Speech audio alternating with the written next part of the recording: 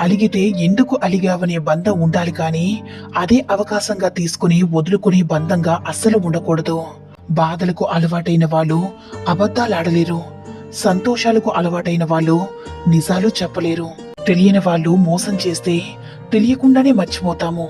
మనసుకు నచ్చిన వాళ్ళు మోసం చేస్తే మరణించేదాకా మర్చిపోలేము. నీతిని నమ్ముకున్నవాడు చెప్పుడు మాటలకు లొంగడు.